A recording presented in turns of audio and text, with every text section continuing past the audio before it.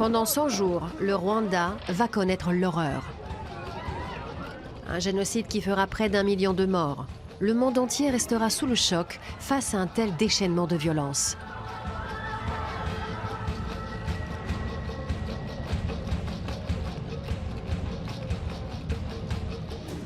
En 1994, le Rwanda compte 3 grands groupes ethniques.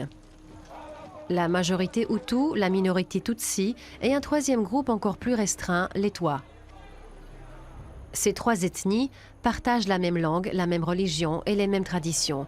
Pourtant, il existe des tensions entre les Hutus et les Tutsis depuis des décennies. L'événement déclencheur qui va faire exploser la situation survient la nuit du 6 avril 1994. Ce soir-là, un avion qui s'apprêtait à atterrir à Kigali, la capitale du Rwanda, a été abattu par un missile. À ce jour, on ne sait toujours pas d'où venait ce missile. Chaque camp accuse l'autre. Mais quoi qu'il en soit, dans les minutes et dans les heures qui ont suivi cet incident, l'armée rwandaise, aidée par des milices, a entamé un génocide. Ils ont rassemblé puis exécuté des personnalités Tutsi et Hutu modérées en s'aidant d'une liste de noms qu'on leur avait donnée à l'avance.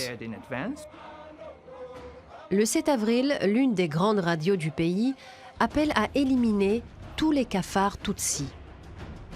But these are the real faces of fear in Rwanda. Tutsi civilians facing systematic massacre. Les miliciens tuent leurs anciens voisins. Certains vont même jusqu'à assassiner leur épouse Tutsi. Pris d'une véritable folie meurtrière, les tueurs découpent les corps de leurs victimes en morceaux. De nombreux cadavres sont jetés dans la rivière Kagera et finissent leur course dans le lac Victoria, en Ouganda. Like animals, they killed each other worse than animals. I can't believe it.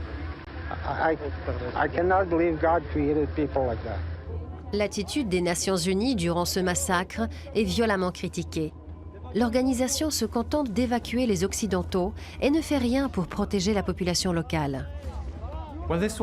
C'est l'un des épisodes les plus sombres de l'histoire des Nations Unies.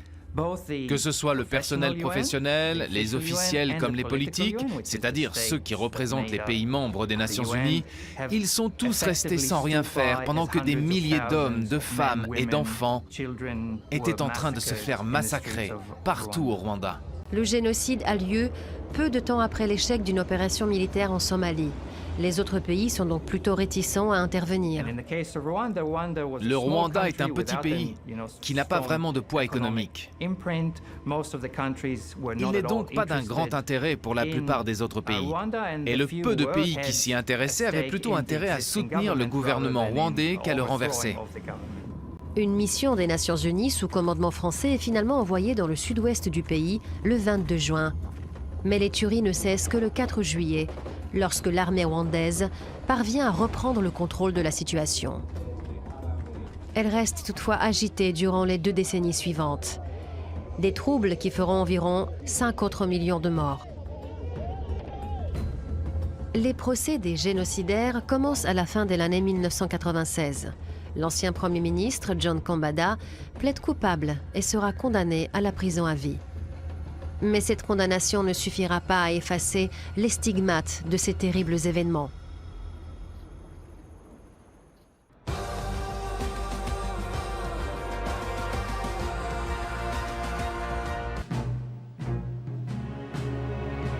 Le Cambodge, ancien pays bouddhiste, a été le théâtre d'un des pires génocides du XXe siècle.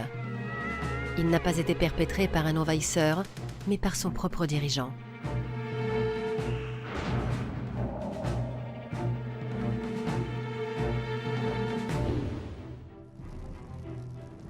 Au cours des années 60 et 70, la guerre civile entre le prince Sihanouk au pouvoir et l'armée cambodgienne ravage le pays. Le général Lon Nol finit par destituer le monarque et devient président autoproclamé de la nouvelle République khmer. Au même moment, le pays est touché par un conflit à ses frontières. Le nord du Vietnam est en guerre contre les forces américaines. Plus de 750 000 Cambodgiens sont tués par les bombardements américains visant à détruire les lignes de ravitaillement et les villages du nord du Vietnam. La situation était dramatique pour le peuple cambodgien. Il s'est retrouvé pris en étau. Son sort n'a jamais été pris en considération par qui que ce soit. Il a énormément souffert. Ce climat de violence et d'instabilité ouvre une brèche dans laquelle s'engouffrent les Khmers rouges communistes, menés par Pol Pot qui a étudié en France. Il arrive au pouvoir lorsque les Khmers rouges prennent le contrôle de la capitale du Cambodge, Phnom Penh, le 17 avril 1975.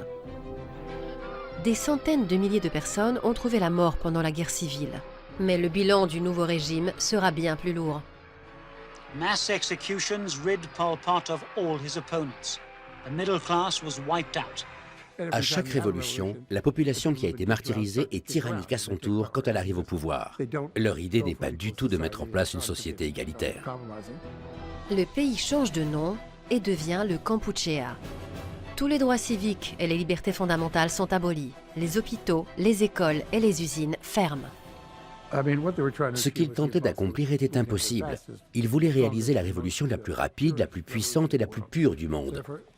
Qu'on fasse partie de l'élite ou de la classe pauvre, tout le monde devait se mettre à travailler la terre, par exemple dans les rizières. La population a été chassée hors des villes et jetée sur les routes. Khmer Rouge regime drove millions into the country. Millions more who objected were slaughtered.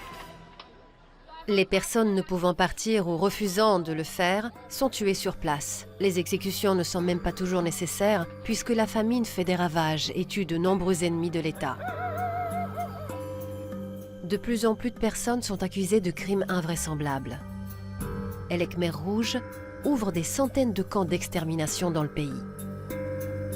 Tous ceux qui ont fait des études, les médecins, les professeurs, les moines, les journalistes et les artistes sont arrêtés. Personne n'est à l'abri. Les enfants et les nourrissons, dont les parents ont été exécutés, sont assassinés. Pol Pot justifie ses actions en affirmant qu'il faut arracher les racines de la mauvaise herbe pour éviter qu'elle ne repousse. En 4 ans à peine, plusieurs millions de personnes meurent massacrées ou à cause de la famine. Le 7 janvier 1979, le Vietnam envahit le Cambodge, renversant les Khmers rouges qui s'enfuient dans la jungle. Depuis son QG dans la jungle, Pol Pot continue à diriger les Khmers rouges, jusqu'à son arrestation en 1997. Un tribunal international parrainé par les Nations Unies est institué pour juger les crimes du régime. Mais Pol Pot meurt de cause naturelle en 1998, sans avoir été inquiété par la justice. Compte tenu des souffrances infligées par les Khmers rouges à son peuple, le Cambodge met du temps à se relever. On estime qu'un Cambodgien sur 5 est mort dans ce génocide. Des millions de mines restent enterrées un peu partout dans les campagnes. Ce sont les conséquences tragiques du conflit vietnamien, tout autant que des bombardements américains et de la folie de Pol Pot.